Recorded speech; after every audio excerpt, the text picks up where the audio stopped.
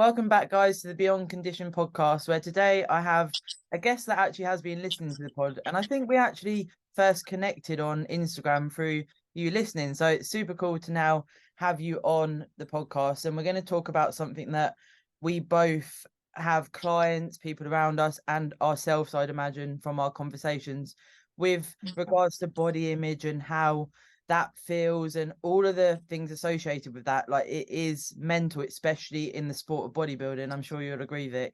Yeah, 100%. It's crazy. Like, you can get extremely lean and you want to get leaner. You can be in off season and you think, can I chase more muscle? And there's this constant, like, because we're at the extremities of each phase, it's tough, isn't it?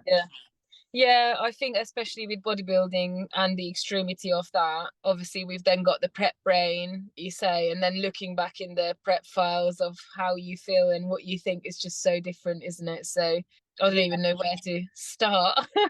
Yeah, I mean, what's interesting, I have to let you in on a bit of a, I guess this was quite a turning point for me myself. So it's a little bit far-fetched, but I was watching Love Island one year and they had all the contestants and everything. And then one girl came in and she was, really nice curves, good figure, but bigger than what, as bodybuilders, we maybe perceive as what men would like. And all of the men went absolutely mental. And I was like, hold on a minute. In off season, I'm always like, am I too big? What will people think? And then I was like, my mind is blown now because actually I think men prefer more curves. And then it's like, it was this mind warp. And I thought, this is something we could delve into on the pod. Yeah, for sure we can. I think everyone's perception of how lean or, curvy they should be differs from depending on their experience in the past, isn't it? Like whether you'd had boyfriends in the past who had talked to you about like the type of women they prefer, or if you'd had a parent that was more cautious of their own weight, or if you'd had like a father figure, for example, that was trying to like be worried about your weight and stuff like that. Because I see a lot of this in with my clients as well, that's then left a really big mark on how they see themselves and the way they perceive themselves. And obviously, talking about bodybuilding, when you then start to get into that, you then start to follow and look at all the other competitors, and obviously that's just like, as we said, a completely extreme view of what leanness is and the leanness you expect, and also then the shape you expect to be in an off season, really, isn't it? Yeah, um I talk and about it a lot on the pod with off season and coming off the back of a prep in particular. It's 6 to 8 weeks after your show. It's when people start saying you look much better, and you're like, what do you mean I look much better? Because we're striving to be leaner, and then it's like, actually, it's probably not what people would view as you look really good when you're in that, right at the end of a prep. yeah, it depends on the people you surround yourself with, isn't it? And I suppose it might depend on the people that are following your journey as well on social media, because if you're only surrounded by bodybuilders, you will never really get a negative comment on your body. If you're like extremely lean, you will always have people like cheering you on and telling you how sick you look. Yeah. And then if you've got like a big following that's like normal humans, they'll be like, oh my god, are you okay? Or like you'll get comments of like, oh my god, this is eating disorder and stuff like that. And obviously each to their own, and like we said, everyone's got a different perception of what is normal. So when it comes to the body confidence, which is obviously our main topic, Yeah. then I feel that being body confident, regardless of what phase of competing you're in, or as a lifestyle person, what you're looking like at the minute, body confidence for me is something where you are comfortable in yourself without worrying about other people's perception of you. That's Yeah. generally confidence, isn't it, really? Because if you keep worrying about what other people think about you, whether it's about your weight or whether it's about what you're doing or saying, you can never ever be perfect for everyone else around you. But if you know why you're fat or lean and why you're doing what you're doing, and you feel like you're in control of that, then you feel confident about it, Yeah, even for if it's sure. not at your end goal, really, isn't it? Yeah, and body confidence, when you're what you think, what you feel about yourself, ultimately will depict your action. So, you know, in the sport of bodybuilding, there's a lot of affiliation with, when you come out of being lean, there's still that like self-restriction that people do end up going down that route. There's different eating behaviors. There's so much that can come off the back of being lean. And I think sometimes when you're in that mind warp, when you've prepped for so long, potentially, that you view yourself as only worthy if you're at that lean state. But as we know, it's not, you shouldn't hang out at that stage lean position for very long at all. You know, it is just for that one day, or if you're doing multiple shows. But it's trying to then, what you're thinking and feeling, it's trying to know that that's not normal to be at that lean, and then to embrace, you know, health above anything. Yeah. Do you think that also there's like different types of people, personalities, and obviously bodies as well? So you'll see some people doing loads of shows for like months, and they've obviously kept that stage lean and just improved for months on end, and they've done really well. Yeah. Whereas there are people like myself, I could never do that. I'll like do like 1 or 2 shows. Like this last year when I've competed, I knew that I was aiming for the finals, so I made sure that my competition was, the qualifier was really close to the finals, because a few years before I've qualified for the finals, but I would have had like 4 or 5 months until I got to that, and I was like, oh, I am doing this for 5 more months. It's mental. Yeah, and then obviously, like you say, when you then come out from that like completely like, oh, prep mindset, even if it's just for a couple of weeks, then it's so hard to then get back into it. Mm. So that 5 months would have been a nightmare for me to, oh yeah, you've got two months of just like cash and then let's go straight back into it. I was like, nah, no way. Yeah, it's very hard, because I had the first experience I had with that, where I qualified for a finals well before the finals actually took place. I went into the regional thinking I'll do this competition as my main one in the April, and I didn't expect, and it was the first show I won, and I was like, shit, I've won. Then I got the invite, and it was like end of October, and I was like, Yeah, oh my God. And my coach at the time said to me, he was like, this is going to be probably the toughest part of your bodybuilding career, because I did 2 shows, and then I did a third one with a different federation. Then I had to go up to, like you described there, like a maintenance icky phase. So you're not yeah, fully recovered. You don't really want to take your foot off the gas, but you want to embrace some time with people and stuff, but you can't really. And then yeah, you're down, and it is hard, because let alone, you know, the impact on your health. This was the main thing. But psychologically, for I was in prep for such a long time, and it then becomes warped again to what normal is when you go into off season, of course. yeah, 100%. Then I know people who are like thriving in the prep, and like they're thriving when they're the lowest calories, and they're thriving when they're like basically running to the ground, because as we say, that's like a unhealthy place to be. Yeah. And so they are capable of doing really well Mhm. and a long season. So I think just sort of like looping back to the confidence of like whatever stage you're in at, and like everyone's different. Mm. I think just accepting what's doable for you and what you're okay with, what makes you happy, Mm. again just gives you the confidence of, right, well, I'm the kind of person that doesn't want to like really strictly for months take months to reverse diet out of a show. I'm the kind of person that I'm done with my show, I'm happy with it, and I want to then start looking at the next chapter of like me relaxing and enjoying my social life, etc. Yeah. That obviously then comes with the consequences of a little bit more rebound than someone else who will be like mega OCD for another few weeks. And there's no right or wrong, is there? It just Yeah. who you are, what's okay for you, what makes you happy, Mhm. and then just kind of weighing those up, really, isn't it?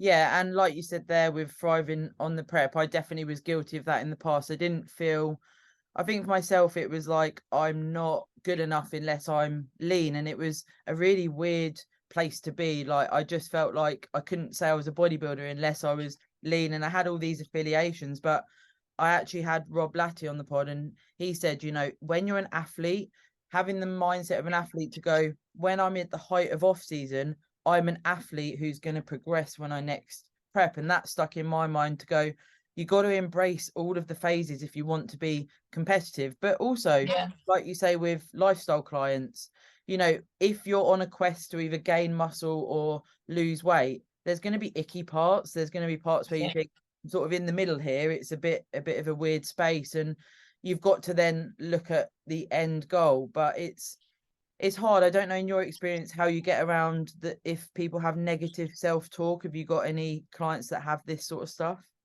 Yeah, of course. Like, you know, I think everyone has to learn at some point in their lives. Like, it's really rare that someone's incredibly positive, because if you think about whether it's our generation or like 10 years older Mm. or even older, like generally speaking, although I think now the obviously there's a lot more talk about body confidence and body positivity, and the like expected like look of a female is nowhere near as unhealthy as it used to be in the past. But even if we just bring up like stuff like Bridget Jones's diary and stuff, Yeah, obviously like she's always the fat one and her scale weight is ridiculous. I'm heavier than her. yeah, yeah. So then that instantly like we grew up on watching this kind of stuff, right? And so obviously that's already conditioned most of the women Mhm. our age, and like I said, a few ages above and below, to be like pretty much fucked. Yeah, So yeah. obviously we all have this negative self-talk, and again, depending on what we've been exposed to, like it is like kind of affecting us. So yeah, definitely experienced it. Mm. And I think that's one of our jobs, like one of our main jobs as a coach, isn't it, to kind of address and discuss with them and help them realize like where it's all coming from, and just kind of, I call them, um well, I read this book, oh whatever it's called, I'm gonna have to send you it and then you can write it in the description of the podcast. But basically, in the book he calls it backwards swimming fish. These thoughts are, so if you think of like a toddler, they obviously only see so much of the world and understand so much of the world. So when they look at a fish, they go, well, they swim forward by flapping their tails, so they'll instantly just kind of make something random up their head that seems logical to them with the knowledge they have. So they'll think if the fish wants to swim backwards, it's going to flap its head to go backwards. And Mhm. obviously that's like we know that's stupid, Yeah. but to that toddler it's completely rational, right? Mm. And so as we grow up through our lives, we create thoughts and almost like beliefs in our head because we've heard or read or seen, or someone obviously told us a half truth, and we've completed it with an unreal information, Mhm. and it just then becomes like this belief system, like part of our belief system, but it's actually not true. To translate that into like food, Yeah, obviously most of us have been taught that you need to finish all the food on your plate, yeah. because you know that's what a child has to do. If you want to eat your candy or whatever pudding at the end, you have to finish every bite of food. Mhm. Now obviously our parents have been passed that on to by their parents, because they grew up like after the World War Yeah. and there was no money for food, and obviously they had to save all food that they possibly had. There was no, they didn't want to waste anything. So in that belief system and in them times, that was completely true. Mhm. Whereas now, if you're spending like 50 100 quid a month on supplements, if you're spending hundreds of pounds on personal training because you want to lose weight, Mhm. then is it waste of food to throw away, I don't know how much food on your plate, or is it actually waste of money for you to be eating that, because that's then making you obviously eat excess calories that you didn't really need because you weren't hungry. Potentially your child left it on their plate, so it's like rank and manky as well, but you don't want to waste food, Yeah. so you have to eat it. So that's like one of those. And I find that, yeah, a lot of us have these little backwards swimming fish beliefs, and Mhm. we have to, yeah, work on them, realize them and correct them. And a lot of the times you realize it and it's like, oh shit. Yeah, Like, I think that sometimes we don't potentially. What's nice, what you said there about how you grow up and your parents and all of that that you're exposed to. I don't think we realize that maybe that is such a big space of time between sort of when you're born to when you're 8. That's when you're developing your beliefs, your behaviors, you're watching those around you. And then, you know, when you do dig deep, and definitely like you say there, it's our job as a coach to actually dig a bit deeper and go, what is facilitating the thoughts, the feelings, the actions that you take around food, around your body, how you feel about yourself? Because when you dig back, like there's so many behaviors that come from that period of time, but it's not till you look at it and you're honest with yourself, which again is quite hard, isn't it? You know, if you are struggling.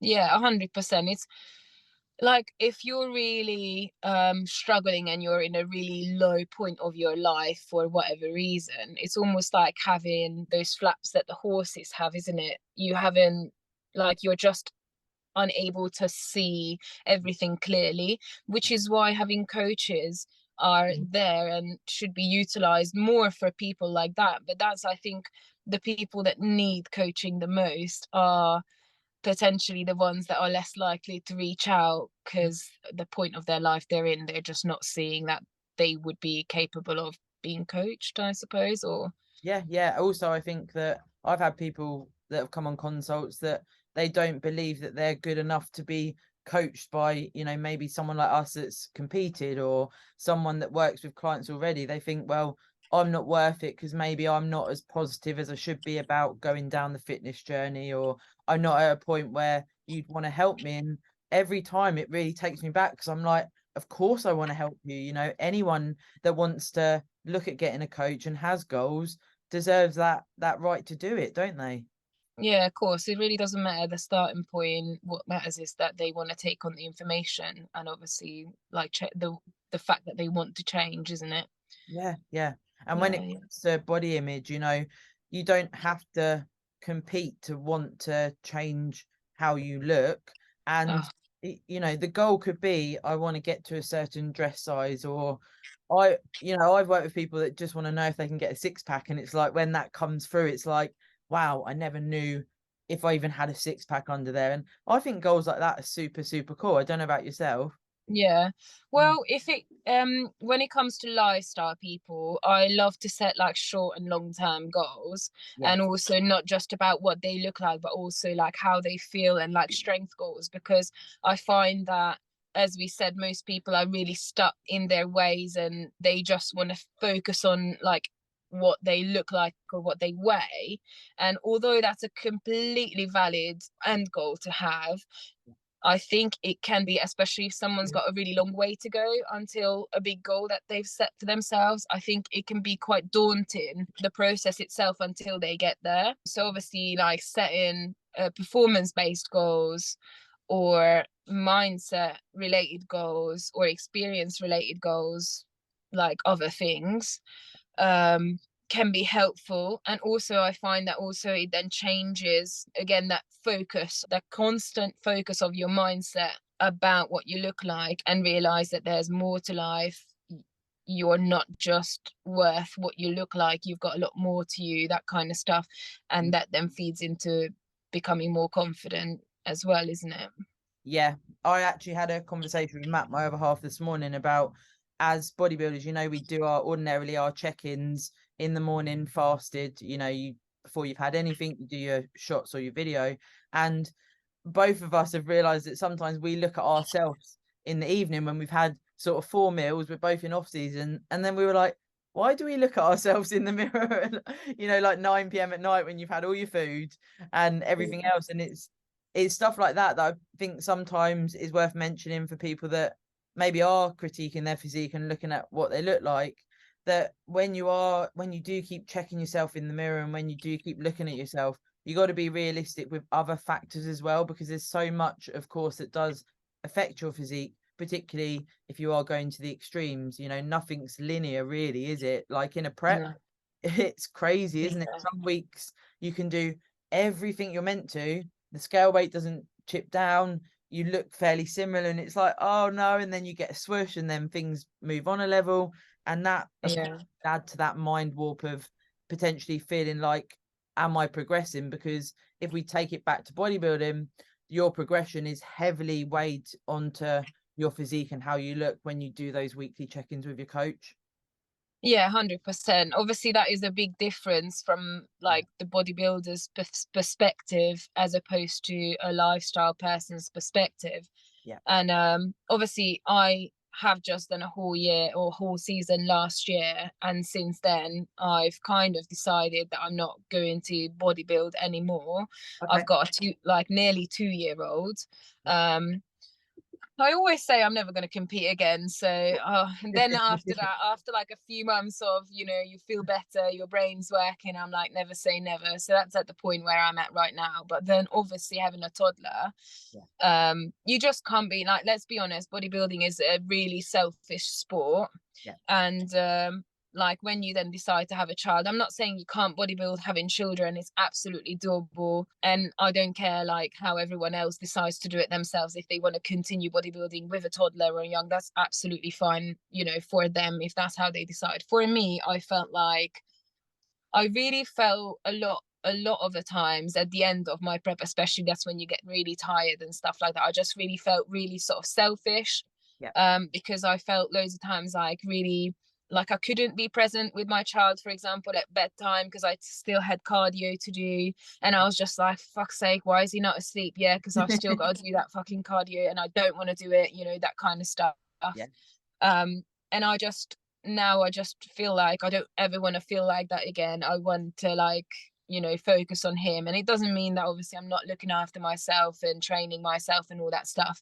mm, But in any way, so I had to transition from that mindset of checking my body, checking in all the time, focusing about my scale weight, having that really rigid, like structured like weekly routine, which is absolutely fine. And you need to do that when you're obviously prepping. of course. There's no two ways about it. And to be fair, I have been training like, 5 times a week at least for the last like 10 years. So I'm kind of now, since I've done my show, I've been kind of training maybe 2, 3 times a week, Yeah, focusing on being a mum, my business, all that kind of stuff, and just being relaxing, right? So the first 6 months was fine. I felt all good about it, especially after a prep, you need that, right? yeah, for And then sure. now I'm kind of getting to the point of like, like, oh, I don't know, I'm going a bit crazy about like how much I want to train more. And like, that this like um the shift of priority, I think, is kind of starting to like play with my head a little bit. Yeah, So that's obviously something that I need to like sort out in my head, and I think is what's very important for people to sort out in their heads, like what is your priority in your life. yeah, And then once you know what your priorities and goals are, you can then adjust your lifestyle to that, and mhm, then that gives you confidence again mm, about everything else, isn't it? Because I think when you feel really disconnected and like don't know about your goals and you're just doing stuff all over the place, that's when like things like that happen, when you just freak out. Oh, am I good enough? Am I lean enough? Should I be doing this? Should I be doing that? yeah. Like Because SS. bodybuilding, yeah, and bodybuilding gives you purpose, doesn't it? I definitely find I'm in a similar scenario to you in regards to doing the first longer off season I've ever done. I was worried that I'd get to this spot. I competed like sort of just over 6 months ago, and I was like, I don't know where I feel when I get to that spot when the competitive season starts. I'm definitely not competing this year. I'm embracing weight gain and changes to body composition, and it's knowing that my purpose at the moment is to grow and create memories with those closest to me. And like you say there, it's working out what your priorities are. Like I have clients that are very family orientated, so sometimes there might be a weekend where they don't hit their macros because they're going to a big family event and they want to have a really nice weekend with the family, and they can be sensible, but they're not nailing their macros on a couple of days, and it's like Yeah, that's okay. yeah, yeah. I think that's one of the things that I teach to most of my lifestyle clients as well. And I think knowing that doing stuff like that is okay, and this whole priority thing and like your expectations after that, I think it really helps people with the sort of binging behaviors, because a lot of the times I find that the binging happens when if there are no goals set, so it's very easy to then just go fuck it one Yeah, for weekend. sure. 100%. um the other thing is, if your goals are, or your expectations of yourself are set too high in comparison to what you're actually capable of, and Mm. then you either obviously like try to really strict diet and then you can only go so long and then binge, or like you're freaking out because your progress is not as fast as what you're expecting, but you're expecting too much from the time and Yeah. energy you're actually able to put into it. Mm, So mm. that's that weighing it up. And if someone's a lifestyle and their priority is not to be shredded to the eyeballs, then why the fuck wouldn't they be able to go out on the weekend and have a few drinks? Like, you don't need to, like, just be completely smashed every weekend. But if it's someone's birthday, or like you haven't seen some friends for a while, why not? Yeah, yeah. It's our Mm. job as coaches to give that tuition as well, because you'll know there's so many sort of, I guess, tactics or tools that we can provide our clients to go, okay, so you want to do X, Y, and Z this weekend. So to be able to facilitate that and still progress as such, we can do several things. We can still train, we can still have expenditure there, we can still hit a protein target rather than macro targets per se, and still keep within a good calorie range, or there's lots of different things. And even if it's okay this weekend, I don't want to do any of that, we can still facilitate that, because I always say to people as well, a lot of clients that diet for a fair amount of time, if there's a lot of weight to lose, what's one week if you had one weekend, so that week you maintain rather than lose weight? That's Yeah, not, that week that you take off the potential, however long the diet is worth it because of the memories that you've made with your family yeah, this weekend. yeah, 100%, 100% agree. And I think as soon as you've discussed that with them as well, it's almost like, because you said it, that Yeah. it's okay, they like that guilt has gone. Yeah. And also because you've set, like, you potentially, that's what I like to do. If I know there's someone who's likely to go a little bit crazy with their like alcohol and stuff, or what I like to do is like discuss with them, like, what do you think is okay and what do you want to do? And let's say, how many drinks are you going to have? What kind of drinks are you going to have? Are you going to have any food before, after? What do you think you're going to have? And then if they like discuss that through with you, then obviously it's much more likely. That's the same with any goal, isn't it? As soon as you've written it down or said it out loud or told someone, you will be like, oh shit, now I got to do it now. If you only keep it to yourself, Yeah, you'll yeah. just And keep changing your mind. the thing is as well, you can learn from every experience. Again, something I work with clients to do a lot. It's like, if you feel like you fucked up, when you actually tell your coach, a lot of the time you maybe haven't fucked up as much as you thought you did, but in your mind you're like, oh, I've wiped a whole week, everything's gone wrong. But it might be that you've just had a couple of extra gin and tonics, and Yeah, actually we can rectify that really easily. And yeah, particularly for lifestyle clients, like you say, in a prep, for me, certainly in a prep, I don't deviate from the plan. Like, it's not even an option. But then, if you're in a diet as a lifestyle client, it's not it's not really deviating, because you can factor in social occasions so easily now. yeah, 100%. Like, even restaurants, every restaurant pretty much has, on My Fitness Pal, you can find food. Yeah, I don't know about you, but I work with clients to, if say they were going to go to an Indian and have whatever chicken shashlik, you can look on My Fitness Pal, search that item, go for probably the highest calorie one to allow some extra, put it in your Fitness Pal, yeah, and build your day around it, and then it's like, oh, I don't feel so bad now, and you can track alcohol, you can track all of yeah. these things. And I That's think, exactly what I do with my lifestyle clients as well. yeah, it makes so much sense, because, like we say, you can live at the same time as getting results. And I think sometimes more in the bodybuilding realm, like, you get this guilt. If I certainly got it in off seasons and whatever, when I was going out for meals, I was like, am I a proper bodybuilder if I go for a meal? And then it's like, for fuck's sake, just go for the meal. Yeah, yeah. Do you know what? I'm actually a really, really cash person.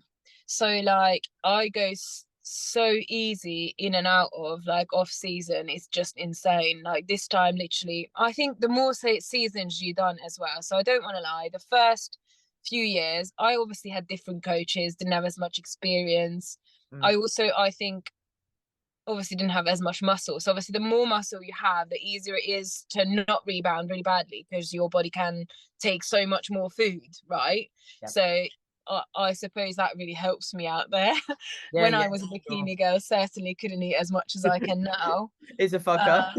uh, yeah, but I think also, I think the thing that helped me the most is having all the knowledge that I have now about calories, and just generally like having the confidence that, oh my god, if I get fat I can just lose weight, like, oh my god. And also like just being more confident in who I am, and not just rating myself off how lean I am, because I used to be exactly the same. And I used to think as well, I think because I could never really get that lean when I was bikini, and I Mhm. think because of that, I then felt sort of guilt, failure, whatever. And that then feeds into the whole binging, doesn't it? Because then the lower you feel emotionally, the more likely you then going to start eating uncontrollably for no reason, just to kind of numb that.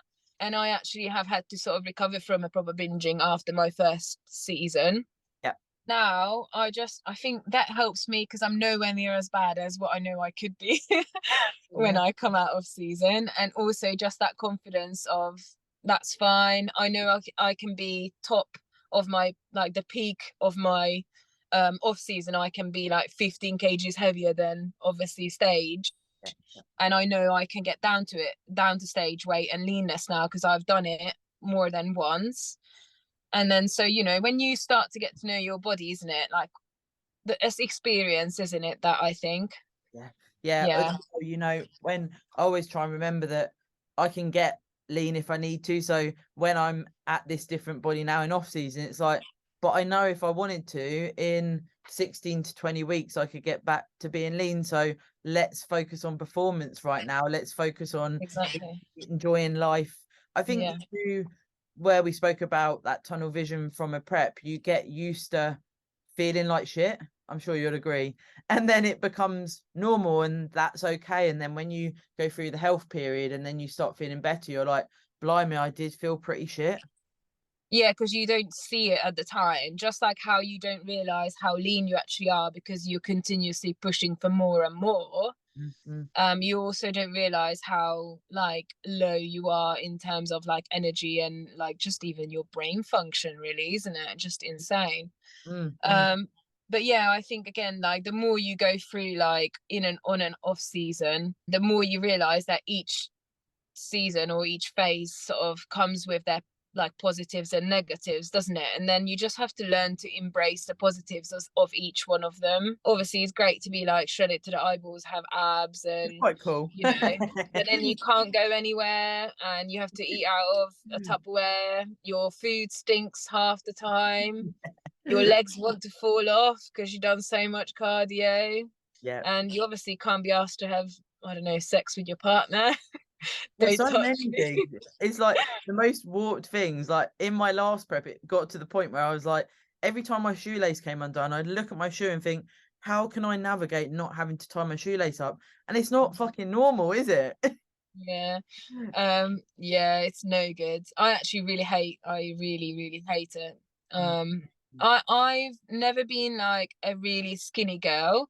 I've always been like athletic, but not really skinny. So I think I find, and I've never been really obsessed with that either. yeah. So I think I find like where I am, like sort of mid between like the two uncomfortable phases, I find getting to this weight and then like sort of being like this quite comfortable. Mhm. Obviously when you're really pushing for muscle gain, that then does get a little bit. Yeah, For because me, I think for me, I think the hardest part of the off season and when you're like at your heaviest is I got quite wide shoulders, not because of the muscle necessarily, but also just genetically, like my frame. So I think in my head, I've still got that, like, oh my God, you're so jacked and manly, when I'm really not. And again, but it just depends on who you compare to, isn't it? yeah, and this is where social media plays a massive part. I definitely know for me and some of the clients I've worked with that get a little bit internalized with how they think about themselves based on others, that actually going through and looking at what you're consuming. So what you search in your search bar on Instagram is what the trends will pick up. So consequently, when you're going to search something, if you look at other competitors, a load of competitors are going to come up. And there's so many moments where I look back and I think I was comparing myself to someone else that's not even in my category, maybe not even using the same federation, nothing like me as a genetic individual. We've got no commonalities, but I'd still find myself looking at them. And it's like, it's almost like there's no point, unless Yeah. you can take inspiration from people. I'll look at your physique and think, you look really sick, but I don't need to then go, I should strive to look like that necessarily, but you can take inspiration. Yeah, you know that quote where a flower doesn't look at another flower and thinks that they're anywhere, they're not as good as they are, or however it is. I'm Yeah. rubbish at quotes, by the way, but you know what I mean. Yeah, yeah. But it's so true. Yeah, Isn't it? Like if we can yeah, empower each other, and this heavily feeds into body image, because whatever you're consuming, whatever you're looking at, and actually you mentioned it earlier about the environment and who you're surrounding yeah, yourself with. It's something that I speak about with lots of people. If you hang around with just bodybuilders, then you probably are going to have a little bit of a warped way at what you should look like and how you think and feel if that's all you surround yourself with. yeah, yeah. Well, again, it's just it is your decision, isn't it? And what the sort of world you live in and you want to live in. Mhm. So this is actually, like you've said, two really good points that I wanted to highlight. So one of the things you said about social media and like the social media you consume and who you follow and stuff like that.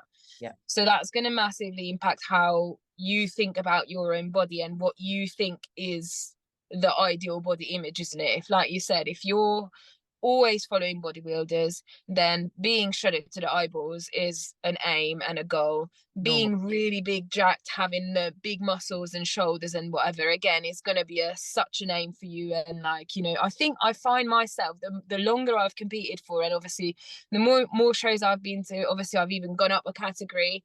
Yeah. The When 10 years ago, if I looked at a figure woman, I was like Whoa. mm. And now I'm like, fucking hell, she looks sick, Yeah, I'm just like this. yeah, And the same with the wellness as well. I see their legs and I'm like, oh my God, if I could just grow legs like that. And my boyfriend is unfollow. Like, don't, because obviously I'd kill him with my legs then. I think he'd be jealous, But anyway, that's gonna, and for lifestyle people as well, isn't it? There's so many different celebrities or, Insta famous people and stuff like that. And they will all have different messages as well. Because some people will have the body positivity, some people will have, like, I don't know, all kinds of different views. Yeah. And waking up to that, scrolling through that, reading that on a daily basis several times, it's going to impact how you think and feel about yourself, isn't it? Yeah, like you say, if you wake up and you look at that, so the first thing you do, is look and scroll through Instagram. It can be really easy to, I don't know about you, but you sort of find yourself triggered by certain things. And this is something that I then decide, who I'm following and what I have on my Instagram, because you can look at one post, and if that's igniting something that isn't positive, that isn't serving you, it's maybe that you shouldn't be searching that type of thing or following that particular person, because is that ever going to do good for how you feel about yourself and how Yeah. you perceive yourself? 100%. I have a 3 strike rule on Instagram. So if someone really pisses me off 3 times, Yeah. but like so noticeably that I notice it, like when you flip up your phone, scroll, and you see, what the fuck? Like you just get Yeah. that pissed off, like, oh my God. If I see that from the same person, Yeah. and I remember that that's happened the last 2 times, I'll just have to unfollow them. Yeah. Like, it's never really happened to anyone that was close to me, to be honest. Yeah. So luckily I didn't have to go like, oh, by the way, I've unfollowed you because you really annoy me. But I probably still would tell that person. Or obviously you can now mute people as well if it's like that, can't you? Yeah. Or like the other thing is just don't engage with it, because like you said, like whatever you engage with, you'll get shown more of that, whether it's a person or a topic. That's the same, isn't it? So then that's something that you could consciously control, and like you say, if something upsets you, that just sort of starts to get rid. Yeah. Yeah. So this was one thing, and the other thing you said about again the environment, and you said that if you hang out with bodybuilders. Yeah. So I think the best example for me is I now train PT at a bodybuilding gym. Mhm. And I've been training here for a fair few years. Obviously, the equipment is vastly better than Yeah. most gyms. You've got a bigger variety in a bodybuilding gym, but also for another reason. And this is because I've realized that the gym I used to work at was like a Bannatyne, so it's like a nice fitness gym. Mhm. And I used to have people say to me about how sick I look. Like they literally come up to me and just be like, "Oh my God, you look so good," and like just hear it all the time. And obviously that's lovely to hear, Yeah. and like them telling you you're Chad. But then when I started coming to train here, I just felt like really small and, you know, not nowhere near good enough. So then I realized that actually, if I come here, I'm pushing myself so much harder when Yeah. I'm training here, because I'm looking around and seeing all these incredible figures, and obviously people training so much like harder than like in other gyms. So that's inspiring me. Yeah. And so that's like a change of environment, isn't it? And if I train like I've got two best friends. One of them is also a figure competitor, Oh. and she's like a category above me. She's fucking savage. Oh. So Love whenever that. I train with her, I feel so fucking small, like every time. And we're not even that different to like strength, you know. Yeah. So we've got like things where I'm a bit stronger. But anyway, so when I train with her, I'm like, "You're a fucking pissant, mate." I swear so much. I'm so sorry. I don't know Oh why. no, trust me, I love Just it. I me. love it. Um, and then my other best friend, she's like a mum. She's like athletic, but just like quite small, Mm, and like small frame as well. Always had a small frame, so probably like smaller than a bikini girl, I would say, right? mm. So when I train with her, I'm always like, "Fuck, you know, you're jacked, aren't you?" And that is just a perfect example, isn't it? Like, depending on who you go out with Yeah. and who you surround yourself with, it's going to make you in the exact same body, potentially on the same day or same week, feel very different. Yeah, and Weird. like when you mentioned earlier, you're never going to make everyone happy. That is so relevant, and I think if anyone's listening to this and they do struggle with, their own body image, that goes for everything in life. Like I've had so many experiences as a competitor where I've, like you say, there on the same day, I've had one person say, "Oh, it's so good that you've won a show," or whatever, and then the next one saying, "Oh, you're not going to do that crap again, are you?" And you're like, so one minute someone's saying it's really good, I've won a show, and the next minute someone's saying to me, "Oh, you're not going to do all of that again." So again, two different people on the same day have a complete different opinion on what you're doing. But what's so important is whatever you're doing, and you've said this today, is doing it for your own reasons and working on Yeah. your why, which I'm sure you work on with clients. It's so, so Yeah. important, isn't it? Yeah. Yeah. 100%. Obviously, when it comes to lifestyle people, I think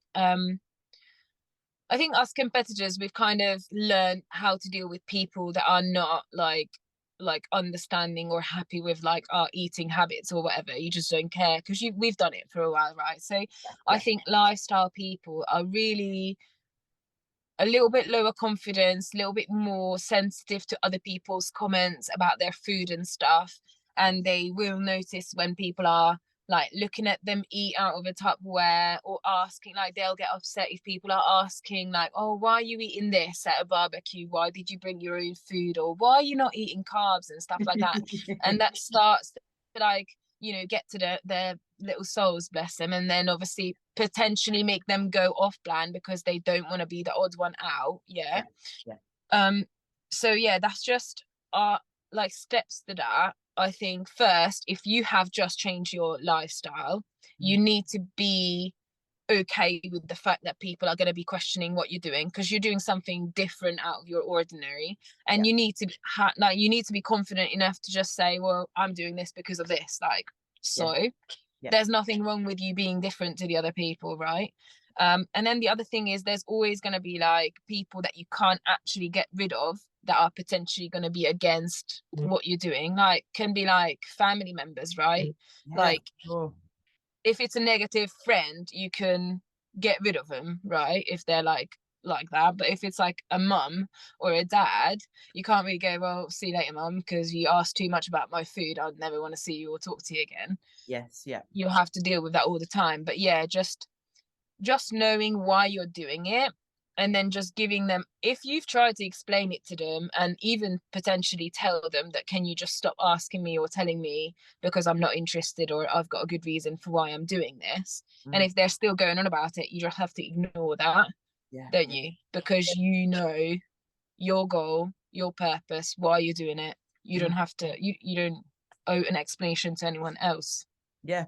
And if you, like you say there, if you do tell them and they're not listening, sometimes I've had experiences with myself and clients to go, going pretty deep. So going quite assertive and just go, I'm doing what I want to do for this reason.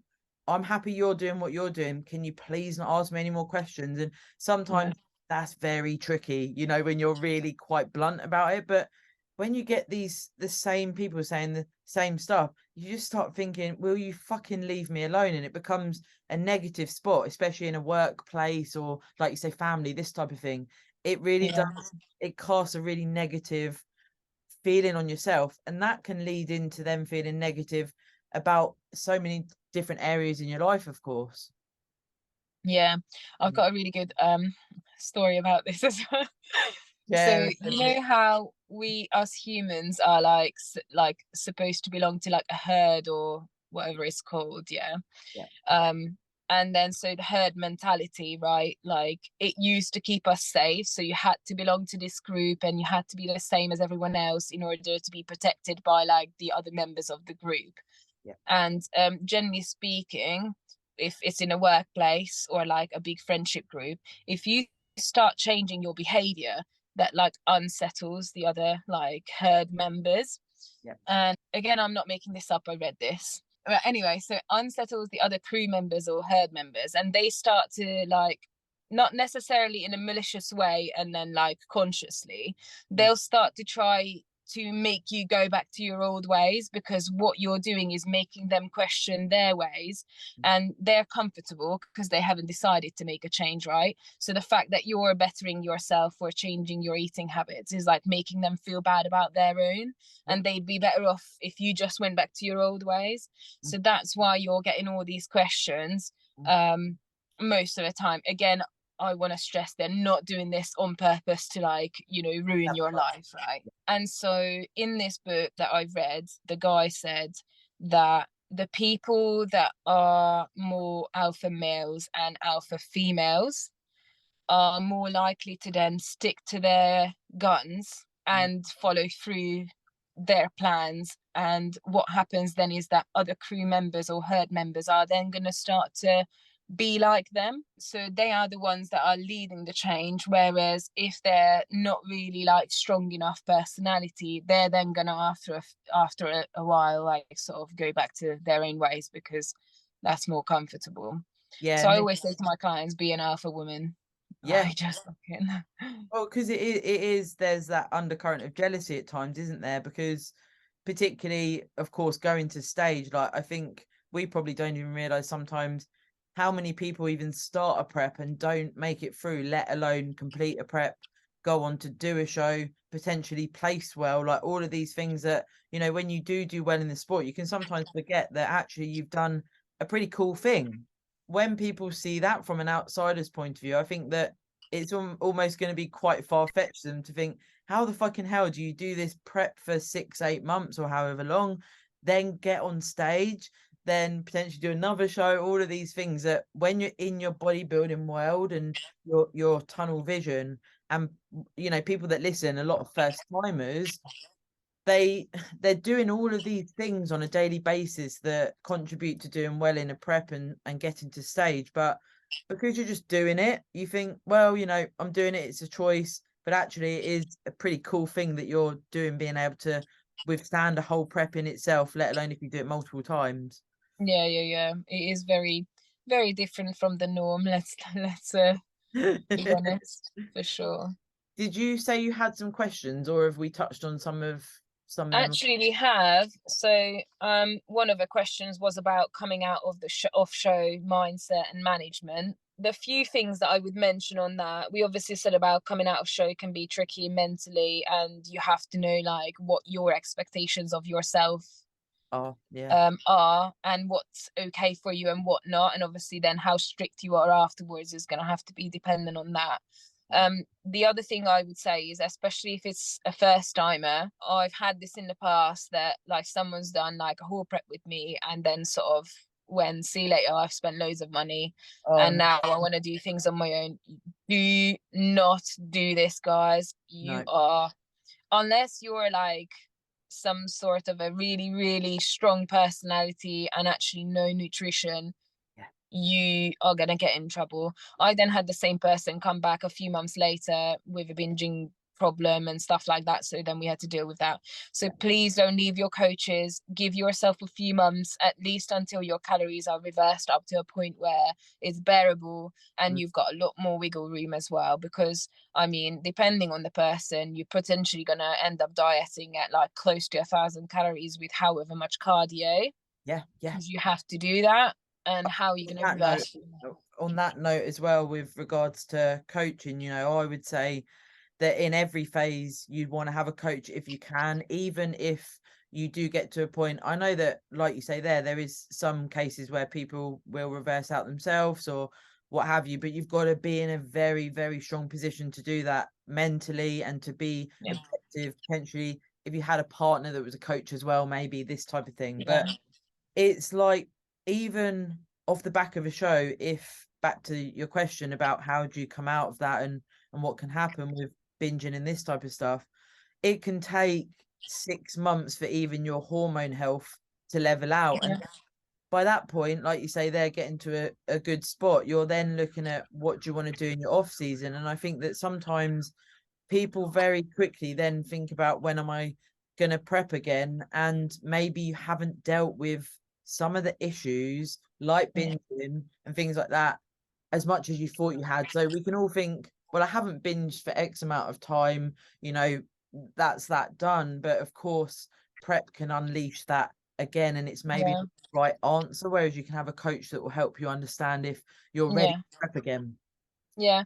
And obviously the other thing is you've been working towards this massive goal, Yeah. which has obviously pushed you to go through all these extreme things that you'd had to go, whereas that's then been pulled out from underneath you Yes. Yeah. completely. And whether you won your show, which then obviously you finished your prep on a high, Mm, or if you then didn't win your show or didn't even place, which unfortunately happens to loads of people, more people than the people that win, yeah. then you are then coming away with that disappointment as well. Because I know we all say like obviously the first season you're there to, you know, just like enjoy the process, fucking enjoy the process, I man. know this thing, isn't it? Yeah, it's easier said than done. But yeah, like you obviously, like no matter who you are, everyone would love to win, and you know, even if your expectations are set right and you know that you might not win, it still comes with a bit of a Yeah. disappointment. So then you're having to deal with that as well as not having the goal. So yeah, please don't leave your coaches.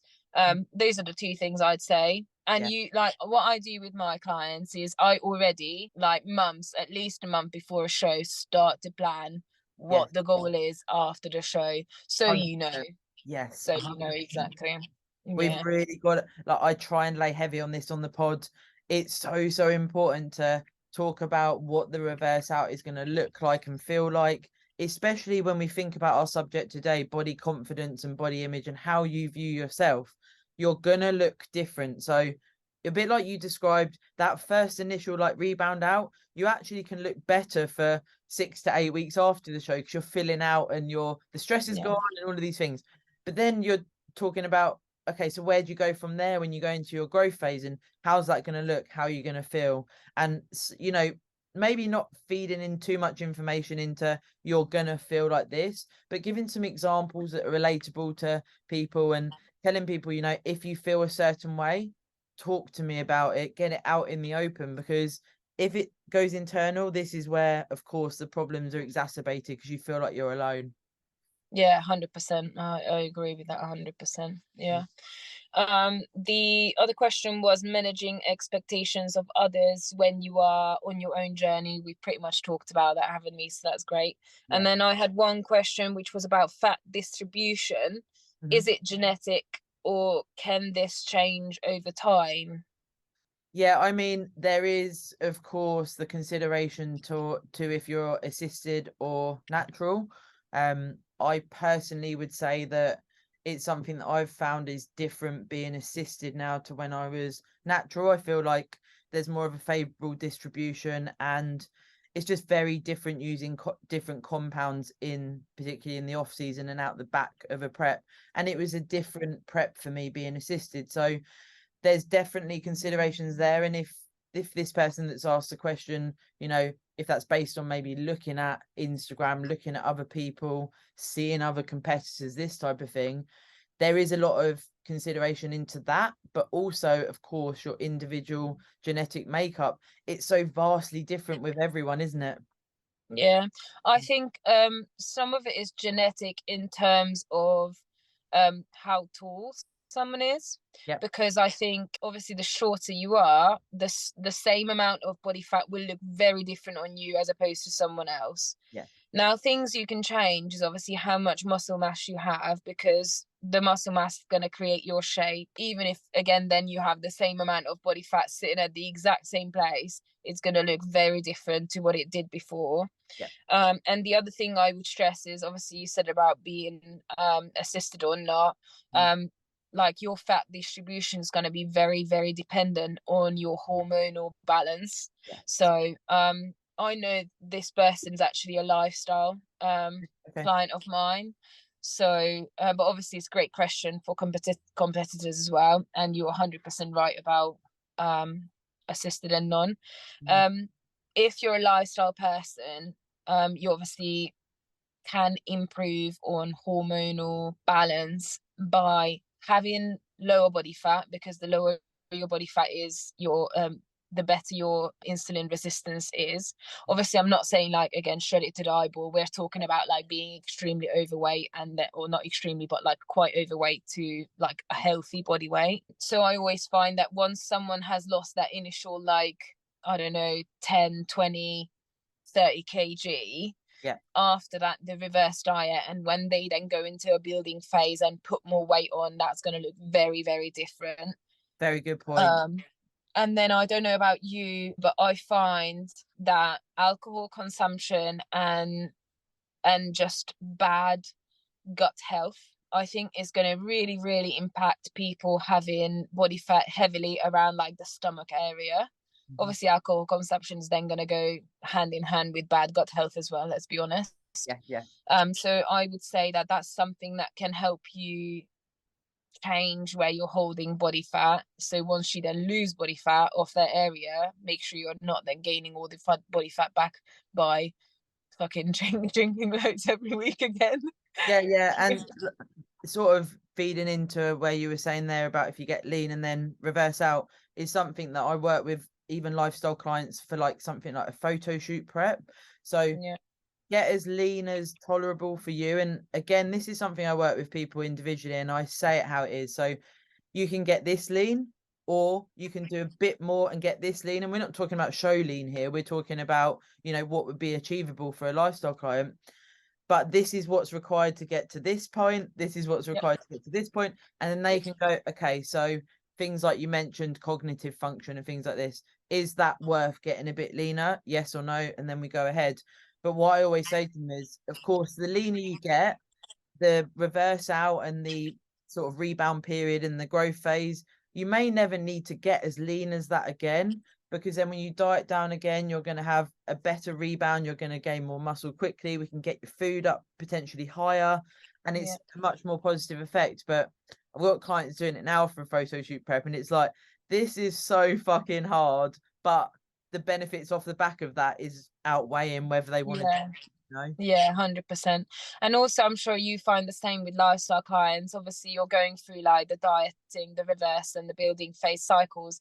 Again, as we spoke about our experience and in prep, and like the more preps we've done, the more, well, the better we looked, obviously, the more muscle we had, but the leaner we've become as well. Yeah. And that all came hand in hand with the experience, and that's then translatable to the lifestyle people as well. So normally I would work with my clients for a little while, and potentially, depending on obviously the starting point, go through like a dieting phase and a reverse phase and a build phase before then pushing into them into a photo shoot.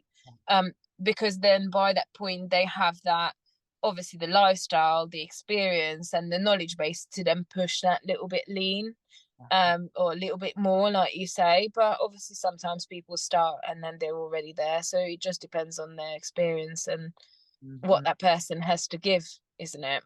Yeah, for sure. And I think that, you know, what people need to almost remember, if you do, even whether it's lifestyle or competing, there is an element of, you're never really going to be, like we said right at the start, are you ever going to go, I'm at my absolute pinnacle, I'm happy with my body, I'm happy with everything? Probably not. I mean, there could be people out there that do get to that point, but I think that we're always striving for more, striving for more. And something I work with clients to go, actually, you know, say they've done 3-4 months and they've got to their first point where they're really happy, like they've got to a certain dress size or something. Relish that moment, feel it, try and, you know, tell people about it, look at your photo comparisons, this type of thing. And then, you know, sit with that you've succeeded, but you still want to go, rather than you get to one goal and it's, you know what it's like in prep, you get to a certain point but you're already looking for the next thing, and you never really give yourself that, okay, I am looking pretty good right now, let's try and embrace that and enjoy it. Yeah, 100%. Oh, The this is mind. life, isn't it? Generally, so you have to. This is why we say you have to try and enjoy the journey, but then also just be prepared to work really hard and be hungry, because without that push and need to improve, you're never gonna really give it your all. Because if you're just like casually, comfortable, you're never really gonna get that high end result, or you definitely could have done more. But then if you never stop to appreciate how far you've come and where you are at now, then the entire journey is just going to be really horrible, which then that is not a way to live, is it? Yeah, and this is something that's such a good message, I guess, to send to anyone in physique development, related to what we've just touched on there. You know, enjoying this as a lifestyle. We are in a privileged position to be able to work on ourselves, and it's a super cool thing. Like, whatever phase it is for you, you know, you're at a point where it's like, okay, so maybe you're going to look for, where can your purpose be a little bit more now? Your little one's growing up a bit and you're doing the gym and stuff like this. And that can be exciting, rather than, you know, resenting certain things. You got to make it work, look at the bigger picture, and then take enjoyment from all of it. You know, like your friends being like, beast, oh, that's cool, I want to train with her more, rather than, I'm never going to be like that, I don't want to train with this person. 100%. No, I think you're really, really right. Yeah. Yeah. Thank you for our discussion today. I think it's going to be super cool to just, these are the type of pods that I like, where it's just like you could be listening and going, oh, that's me, or that little golden nugget will be like, oh, okay, that's a pivotal thing that I can remember, especially right now in show season. Like, people are going to be in that trickery and that fuckery that we go through in a prep. Yeah, 100%. Oh, I'm excited. I love this. It was such a lovely chat and such an honor to be on this podcast as well. So thank you for inviting me on here. No, I really do appreciate it. And are you taking on clients at the moment, or what's your situation?